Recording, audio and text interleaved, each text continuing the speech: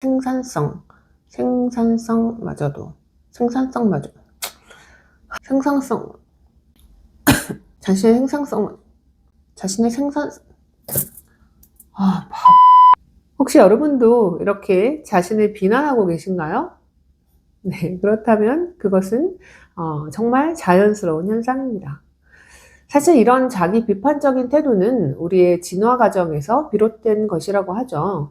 우리가 위험한 상황에서 살아남기 위해 진화하면서 생긴 일종의 방어 기제 같은 것이라고 하는데요. 하지만 문제는 이 방어 기제가 너무 과해지면 오히려 우리를 힘들게 한다는 것이죠. 여러 심리학 연구에 따르면 지나친 자기 비판은 우울증, 불안, 그리고 부정적인 자아상으로 이어질 수 있다고 합니다. 게다가 우리의 생산성마저도 떨어뜨린다고 하죠. 생산성. 자, 그렇다면 어떻게 해야 할까요? 심리학자들은 자기자비라는 것을 제안하더라고요.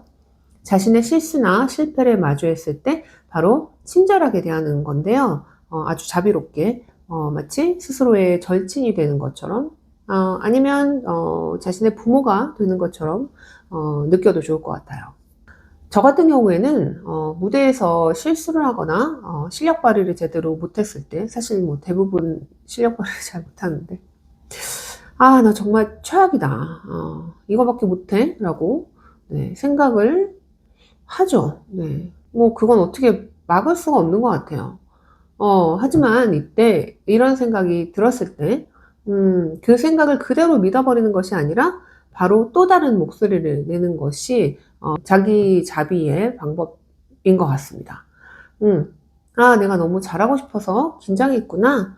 그럴 수 있어. 누구나 실수할 수 있는 거야. 라고 이렇게 위로의 말을 이제 스스로에게 건네는 거죠. 사실 저 같은 경우에는 이 무대 공포증이 상당히 심했는데 이런 대화를 조금 오래 하면서 좀 많이 극복을 한 케이스입니다. 저 같은 경우에는 이 대화가 굉장히 좀 오래 가요. 네, 그래서 내면의 두 목소리가 계속해서 이제 싸우는 거죠. 하지만 이제 결국 서로 타협을 하는 시점이 오게 되고요. 그래서 그래, 누구나 실수는 할 수 있지. 하지만 다음에 또 이런 실수를 하지 않으려면 좀 더 마음을 편안하게 한번 해보자, 노력해보자, 이런 식으로 이렇게 이제 스스로를 좀 달래주는 그런 방법을 썼습니다. 처음에는 좀 쉽지 않았던 것 같아요. 그렇지만 이제 계속해서 반복해서 연습을 하다 보면 그런 이제 부정적인 생각에서 계속 빠져나오게 되는 것 같습니다. 이런 방법이 처음에는 조금 어색할 수 있어요. 네. 왜냐면 손발이 좀 오그라들 수 있습니다.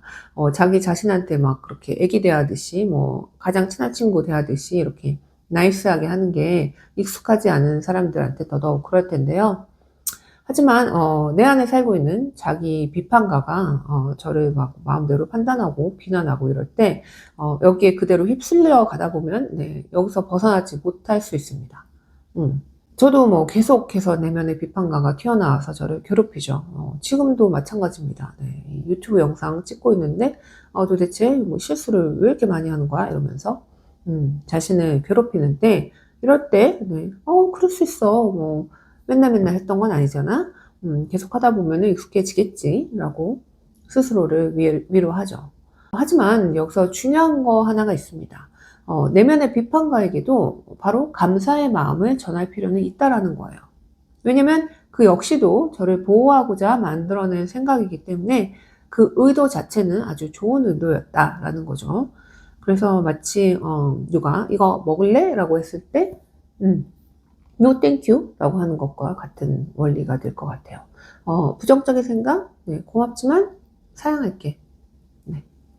네, 여러분, 우리 모두 완벽할 필요 없잖아요. 가끔은 실수도 하고 넘어지기도 하고 그렇게 살아가는 거죠. 중요한 건 넘어졌을 때 스스로를 너무 자책하지 않고 다시 일어설 수 있도록 따뜻하게 격려해 주는 것입니다. 자신을 사랑할 준비가 되셨다면 좋아요 눌러주시고요. 앞으로 저와 함께 셀프-러브 실천하실 분들은 채널 구독해 주시면 되겠습니다. 지금까지 노엘라였습니다.